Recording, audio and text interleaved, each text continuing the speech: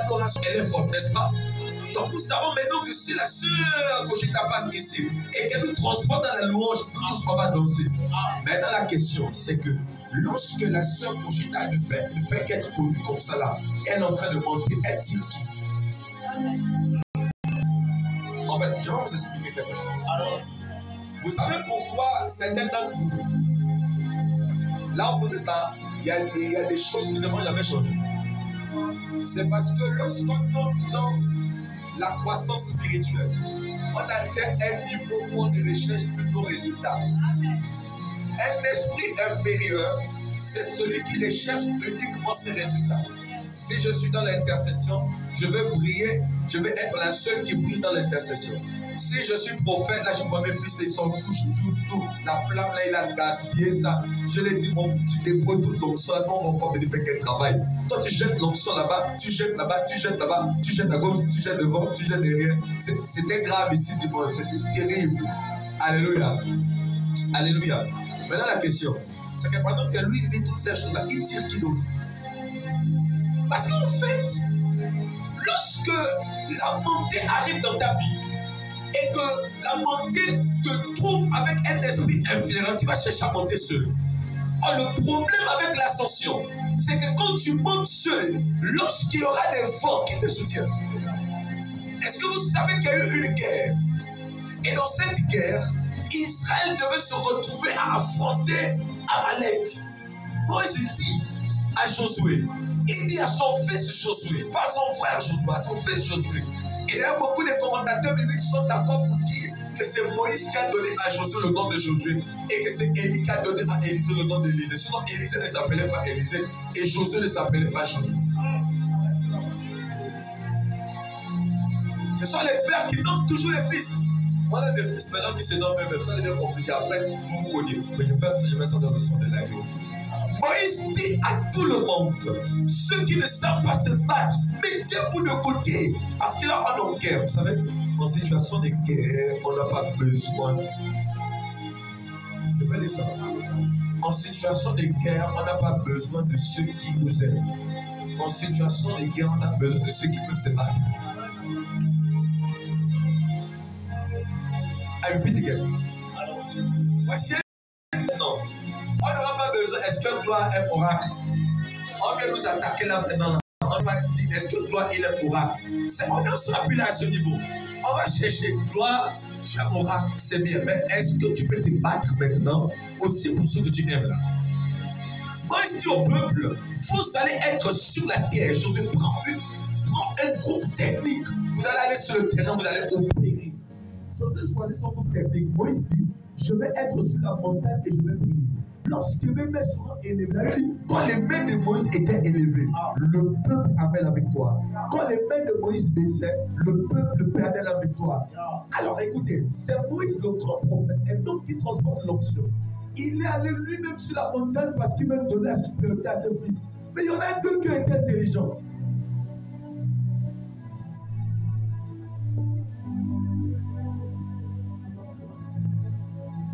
Il y en a deux qui ont été intelligents. Ils savent que nous, on ne peut pas lever les mains comme Moïse. Mais nous, on peut au moins garder ses mains debout. Parce que les mains, tout Moïse que tu envoies dans la vie d'un peuple, ces mains peuvent se baisser.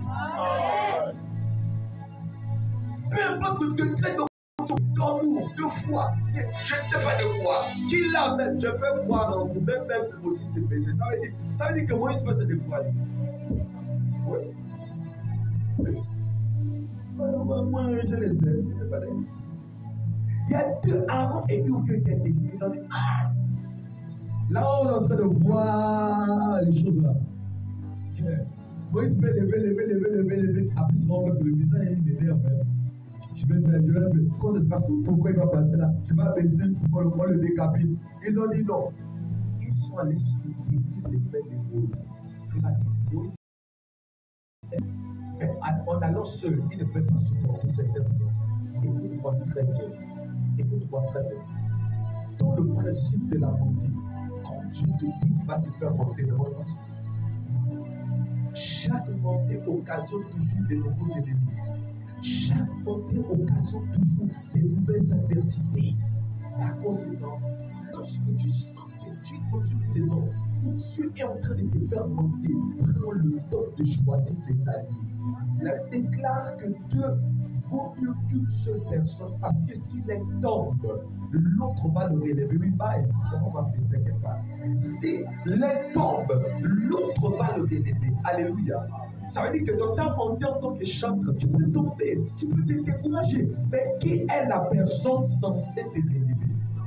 Vous savez, quand on grandit avec Dieu, on comprend que la notion de Dieu n'est pas la notion du moi, mais c'est la notion du nous.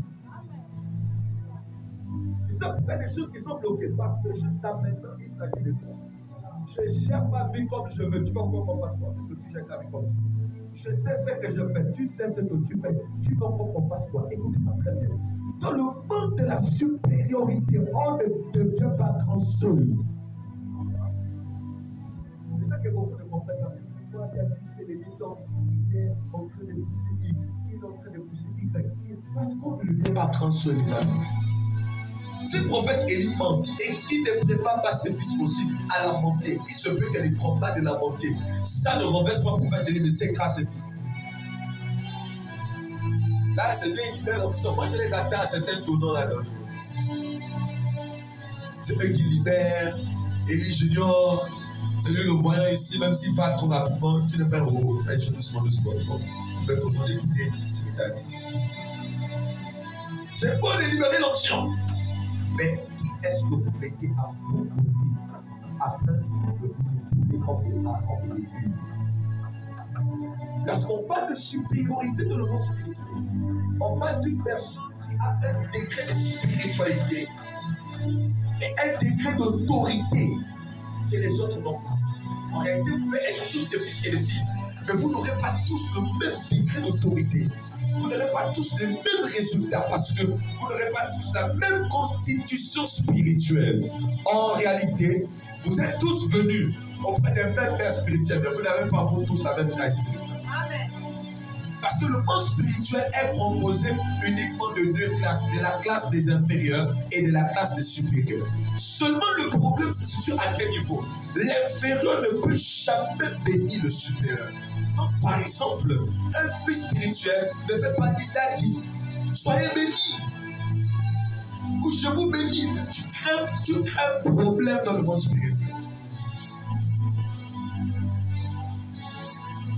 Vous voyez quoi? Tu crées un problème dans le monde spirituel. Parce que l'inférieur ne peut pas bénir le supérieur. C'est le supérieur qui bénit l'inférieur. Dis-moi amen. Amen. Dis encore amen. Amen. Maintenant, moi, je vais aller court. Je vais vous donner maintenant quelques stratégies pour atteindre le degré de supériorité dans le monde invisible. Regardez. Viens.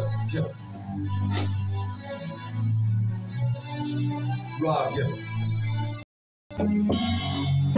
Est-ce que vous savez qu'au XXIe siècle, c'est déjà rare de trouver un chrétien qui